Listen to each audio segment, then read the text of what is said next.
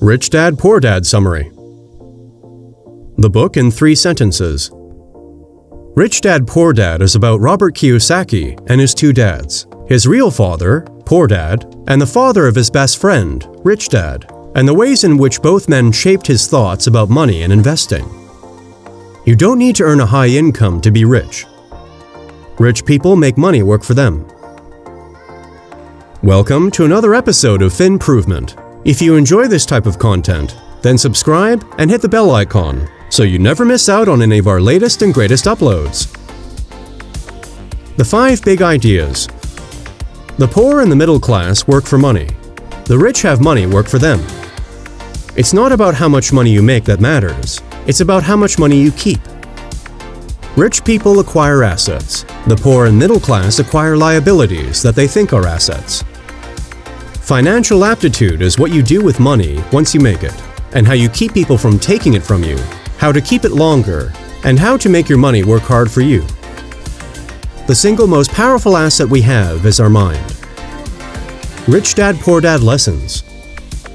Lesson 1. The rich don't work for money. Lesson 2. Why teach financial literacy? Lesson 3. Mind your own business. Lesson 4. The history of taxes and the power of corporations. Lesson 5. The rich invent money. Lesson 6. Work to learn, don't work for money. Rich Dad, Poor Dad Summary. There is a difference between being poor and being broke. Broke is temporary, poor is internal. Money comes and goes, but if you have the education about how money works, you gain power over it and begin building wealth. People's lives are forever controlled by 2 emotions, fear and greed. So many people say, "Oh, I'm not interested in money," yet they'll work at a job for 8 hours a day. Thinking that a job makes you secure is lying to yourself. Intelligence solves problems and produces money. You must know the difference between an asset and a liability, and buy assets. An asset puts money in your pocket. A liability takes money out of your pocket. Literacy, both in words and numbers, is the foundation of financial struggle. Money often makes obvious of our tragic human flaws, putting a spotlight on what we don't know. Cash flow tells the story of how a person handles money. Most people don't understand why they struggle financially because they don't understand cash flow. The number 1 expense for most people is taxes.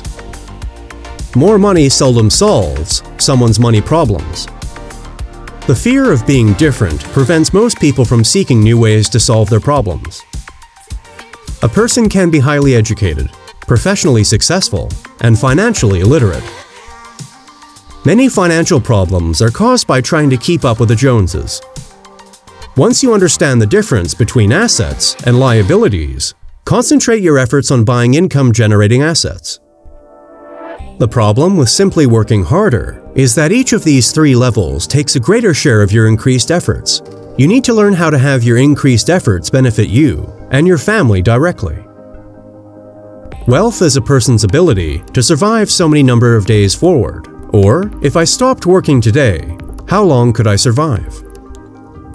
The rich buy assets, the poor only have expenses. The middle class buy liabilities they think are assets. The rich focus on their asset columns, while everyone else focuses on their income statements.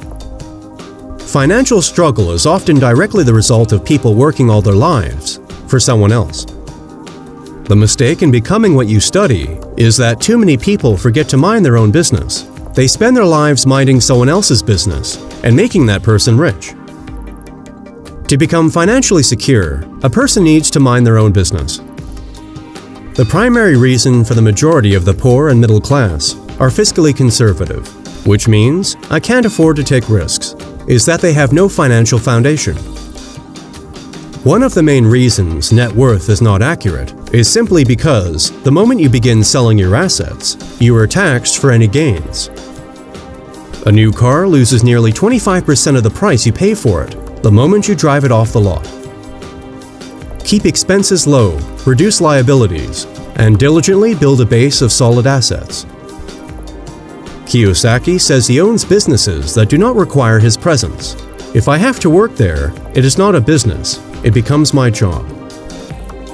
According to Kiyosaki, real assets fall into the following categories: stocks, bonds, income-generating real estate, notes, IOUs, royalties from intellectual property, such as music, scripts, and patents, anything else that has value, produces income, or appreciates, and has a ready market. For people who hate real estate, they shouldn't buy it. And with that, we've reached the end of this video. If you enjoyed this video and found it interesting, don't forget to leave a like and subscribe for more content just like this.